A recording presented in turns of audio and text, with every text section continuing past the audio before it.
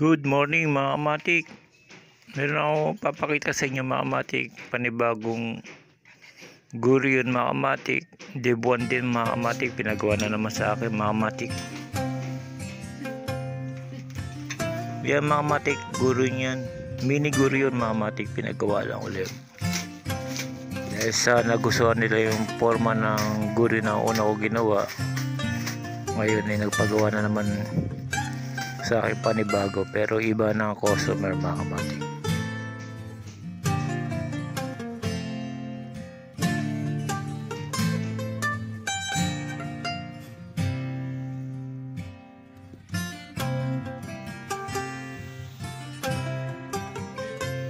Sinimplihan ko lang yung kulay mga kamatik. Ginawa ko siyang puti lahat, tapos dinisenyohan ko na lang. Lagyan ko ng pula sa item.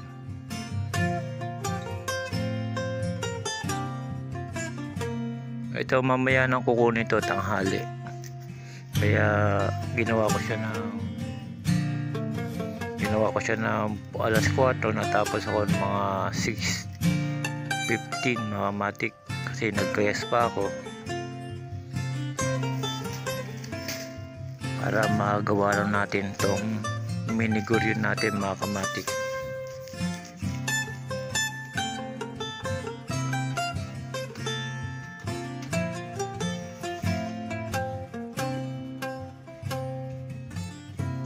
Yan mga kamatik, mabigat na yung unahan niya kahit hindi na siya lagyan ng katunog mga kamatik. Okay na yan.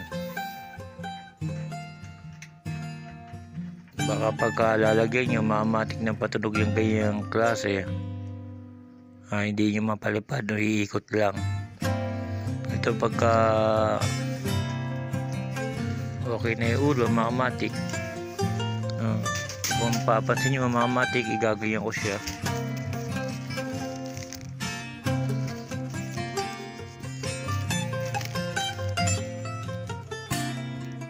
Nakatagilid na siya mga kamatik. Pag nakatagilid na siyang ganyan, mabigat na yung ulo mga kamatik. Pero kung papantay siyang ganyan, ibig sabihin pwede siya lagyan ng patunog. Pero pagka nakaganyan mga kamatik, katulad nito nakaganyan na siya, hindi na siya pwede lagyan ng patunog. Pagka nilagyan pa yan, baka tumaob lang ng tumaob, din niya mapalipad. Kaya ito yung ating pangalawa na paggawa sa atin, mga binatilyo na paggawa mga kamatik. Kaya mga kamatik, simple lang gawin yan.